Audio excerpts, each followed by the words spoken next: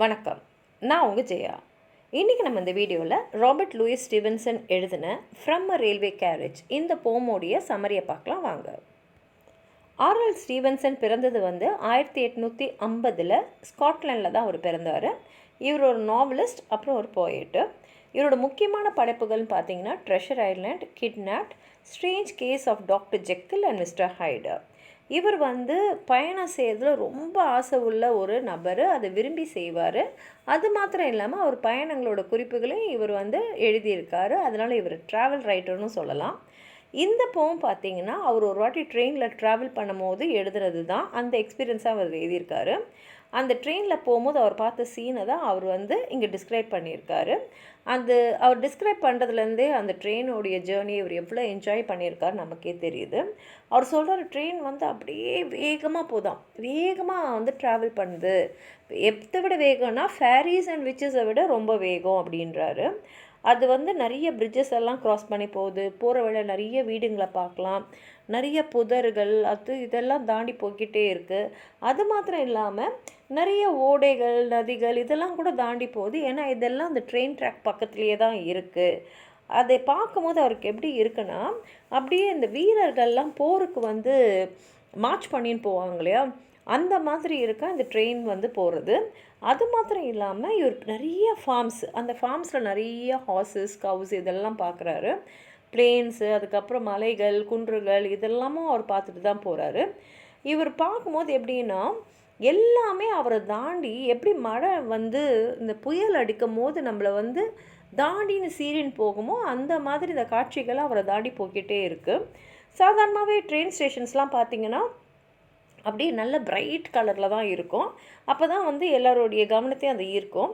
அதே மாதிரி அவர் போய் நிற்கிற ஒரு ஸ்டேஷன்லேயும் அந்த கார்ட்ஸ் விசில் அடிக்கிறது, அந்த விசில் அடித்தோடனே அந்த ட்ரெயின் ஆரம்பிக்கிறது, இதெல்லாம் அவர் என்ன சொல்கிறாருன்னா கண் இமைக்கிற நேரத்தில் நடந்துடுது.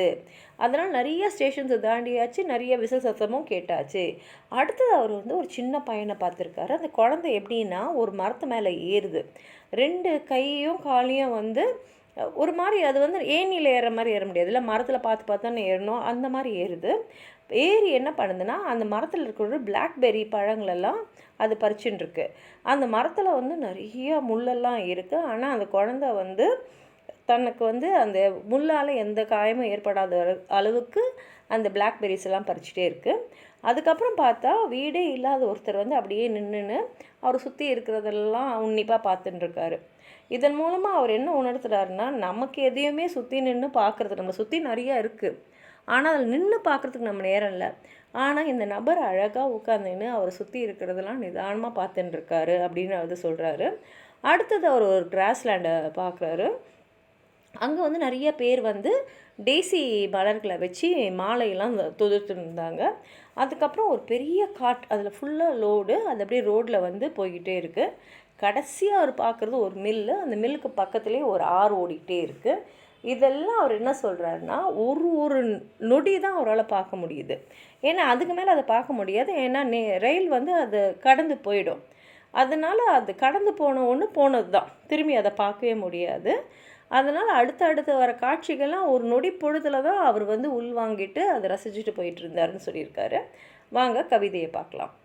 Faster than fairies, faster than witches, bridges and houses, hedges and ditches, and charging along like troops in a battle, all through the meadows, the horses and cattle, all of the sides of the hill and the plain, flying as thick as driving rain, and ever again in the wink of an eye, painted stations whistle by.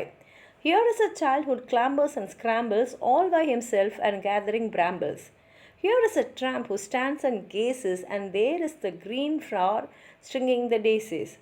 Here is a cart run away in the road, lumping along with man and load. And here is a mill, and there is a river, each a glimpse and gone forever. இதுதான் அந்த கவிதை. ரொம்ப அழகாக அவர் பார்த்த எல்லா காட்சிகளையும் எப்படி ஒரு ட்ரெயின் வேகமாக போகுமோ அதே மாதிரி கடகடகடன் கோர்வையாக அவர் எழுதியிருக்காரு. உங்களுக்கு எதாவது சொல்லணும்னு நினச்சிங்கன்னா கீழே இருக்கிற கமெண்ட் பாக்ஸில் எழுதுங்க. இந்த வீடியோ லைக் பண்ணுங்கள், உங்கள் ஃப்ரெண்ட்ஸோடு ஷேர் பண்ணுங்கள். சப்ஸ்கிரைப் பண்ணாதவங்களாம் ப்ளீஸ் சப்ஸ்கிரைப் பண்ணி சப்போர்ட் பண்ணுங்கள். நன்றி.